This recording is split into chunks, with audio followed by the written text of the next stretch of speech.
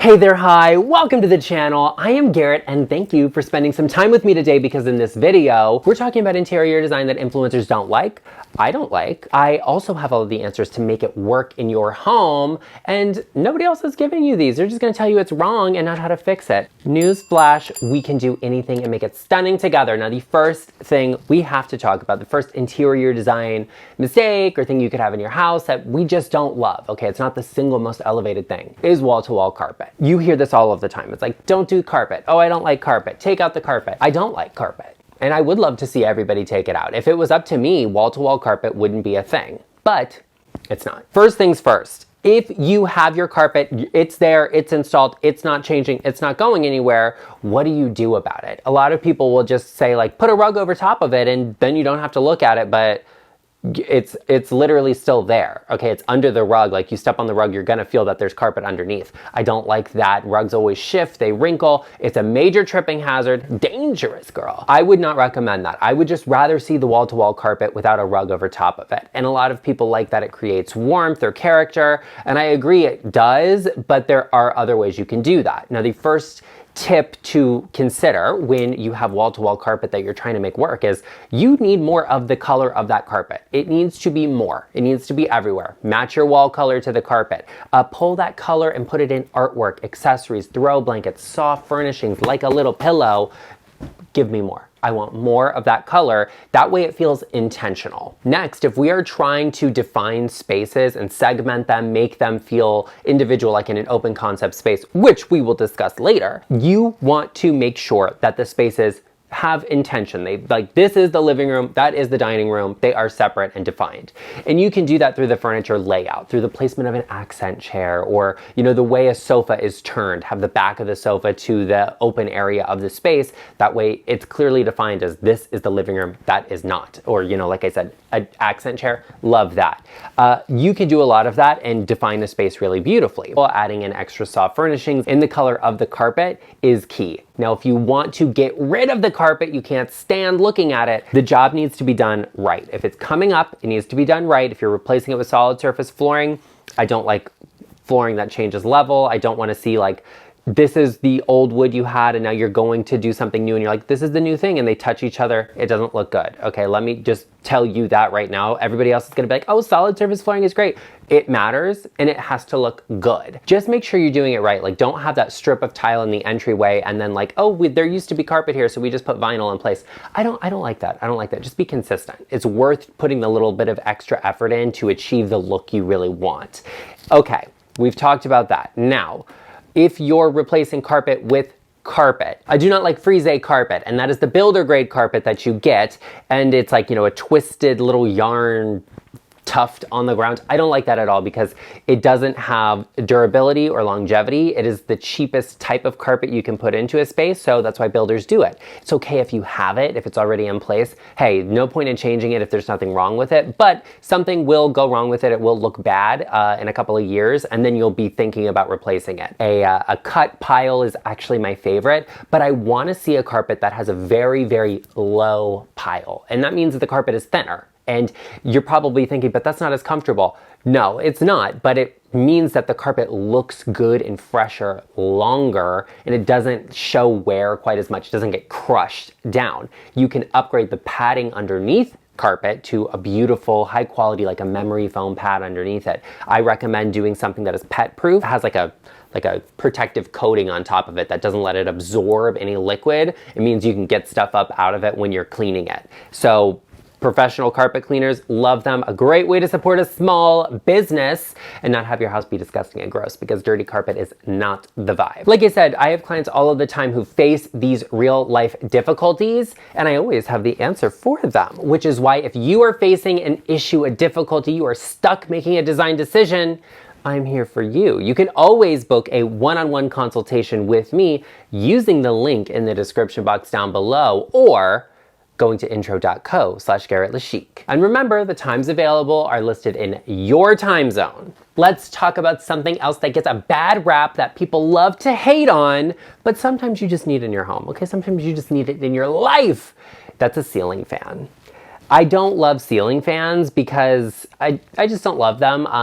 You know, like I would rather see a more beautiful light fixture. However, a lot of people that tell you that don't live in climates where a ceiling fan makes any sense. I, being a person who lives in a warm place, I live in southern Nevada. Sometimes a ceiling fan is just a good thing. It's just a good thing. I don't personally think it makes that much sense here because we don't really have a ton of humidity, but I'm from Florida originally. Like, you have to have a ceiling fan, otherwise you are not making it through the summer. Ceiling fans have great functionality. So keep that in mind. If you like a ceiling fan, if you're like, you know what, I don't want a floor fan, I don't want a standing fan or like a table fan, and you want the ceiling fan, it's okay to have one. Let's just take it to the next level. Let's elevate it and upgrade it. And there's plenty of things you can do. Pro tip here, get it in a color that matches your ceiling. It literally vanishes. You barely notice it. It's like completely out of sight, out of mind, disappears, and that's great. I mean, literally, it's amazing. You can have the function. I'm looking at my ceiling now, and I could imagine it being there, but then I wouldn't be able to see it because I would get it in a color that matched, so it wouldn't matter anyway.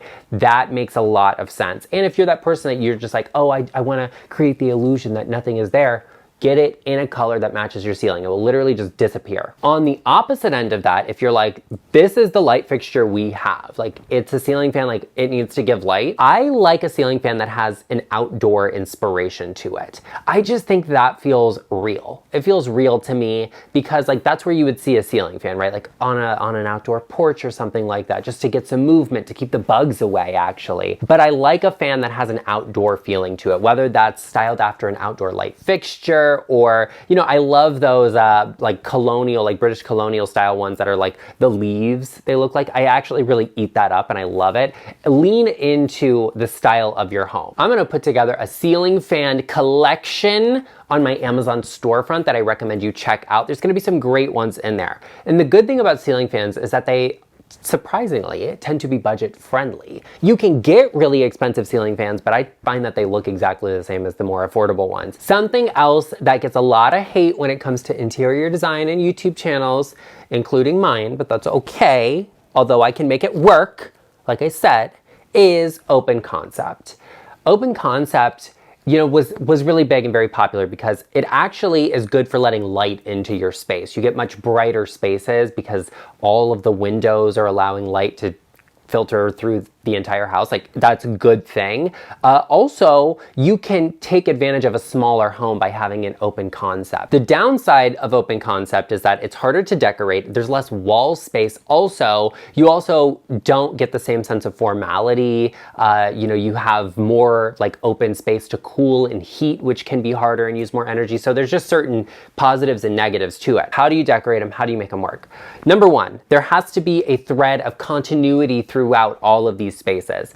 You don't have this is the living room, that is the dining room type of situation. You're not changing the paint colors or wall colors, like the kitchen, the living room, the great room, whatever, it's all open to each other. There has to be some sort of consistency. For me, that's hardware color, that's light fixture style, and then fine details or, you know, furniture styling details. Window treatment hardware, make it the same everywhere.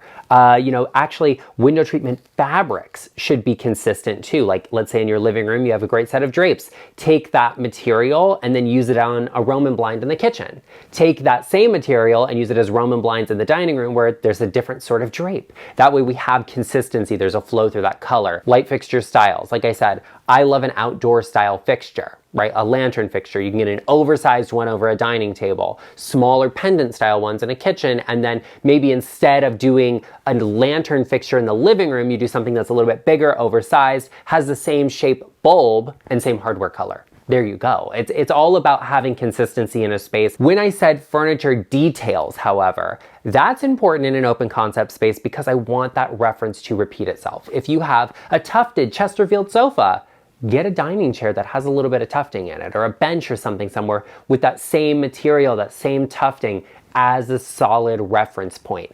Artwork that has a similar tone or style throughout. Give me all, you know, abstract pieces that have an accent of blue in them. For consistency's sake, it makes sense, it has good flow. That is important to remember in an open concept space. You also can do a lot defining spaces with furniture layouts. I'm not going to dive too deep into that right now because I actually made a really amazing video all about the best furniture layouts for your living room. That's a good one to watch. I'm going to link that right up here, and it'll be at the end of the video. So be sure you click on that after you're done here. Actually, I'll also link a video all about decorating open concept spaces that you should really watch that also if you have it, because open concept spaces are difficult to decorate, and that's why most people just tell you don't do them or don't have them or get rid of them, because they don't have the answers for you.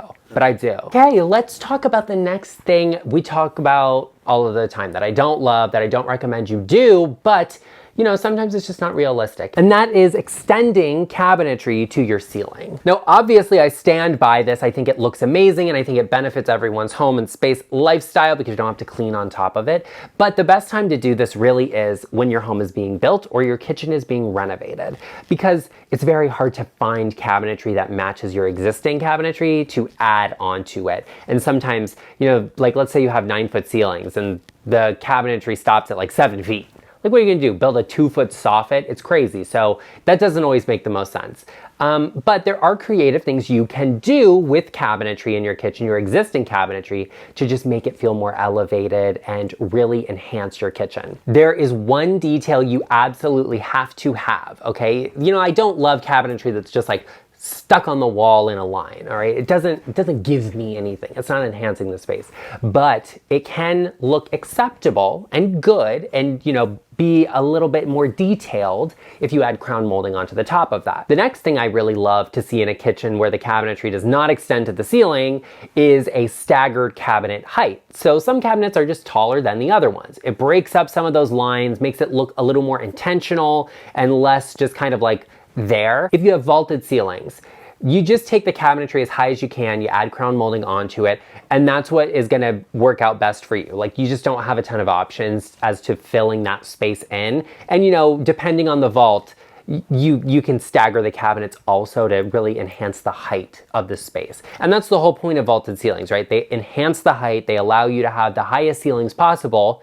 so staggering the height of the cabinets just makes sense. I also, you know, I see homes all of the time where I'm like, what needs to be done here is that microwave with the cabinet above it needs to be removed, and you need to have a custom vent hood built that extends to the ceiling. Even if you don't go custom and you go with like a stainless steel vent hood, taking it up to the ceiling really enhances the space. It creates that one defined moment. It makes like a focal point, a statement in your kitchen. And I think that is beautiful. It's a good way to enhance a home that's existing where you're keeping the kitchen. You want to add a little something extra to it. Something I recently saw that really has got me like, whoa, I kind of love that. Like, it was a great idea, was someone who they bought a builder grade home that had white quartz counters, like just a basic white quartz.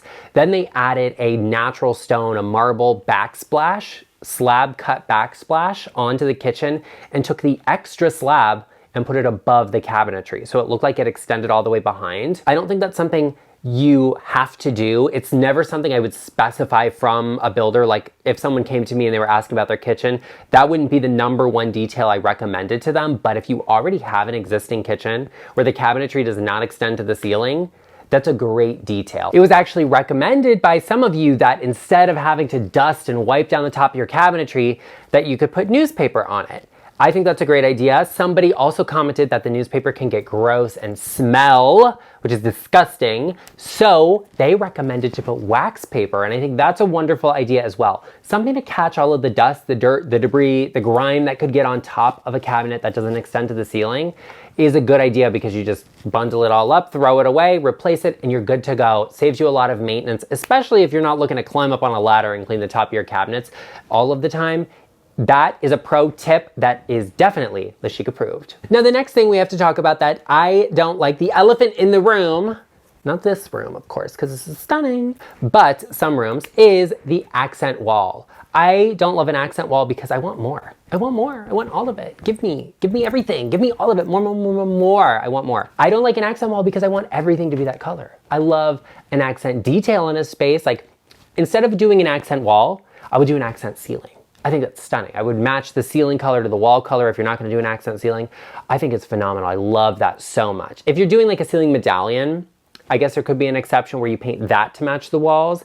There's a lot of interesting things you can do in a space with an accent. But one accent wall is just not enough for me. If you're going to do that, I need more. I need more of it. So you do your accent wall that color, okay. Give me accent drapes that match it. Paint the inside of a closet in a bedroom that color to give me a little selfish detail, a little pop, something to reference back to that, I think is amazing.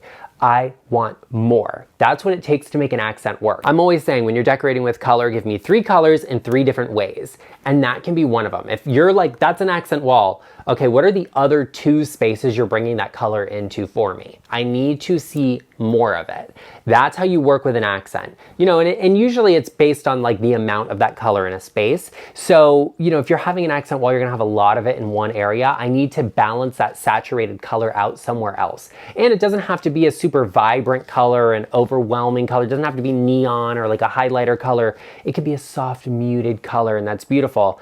I just need it to be consistent and I need more of it. Well, there you have it, everyone. That's the video, and I want to take a moment before I leave you to thank all of you that have been tuning into the first hour of videos live. It truly makes a world of difference to me, and it has helped our channel out so much. Thank you for your continued support, and you all know I love and appreciate all of our LeChic family members. Now, if you are not one of us, be sure you hit that subscribe button, and I told you to check out these 2 videos right here. This one, all about living room layouts. You definitely need to watch that. And this one right over here, all about how to decorate open concept. Be sure you check them out, and I will see you over there.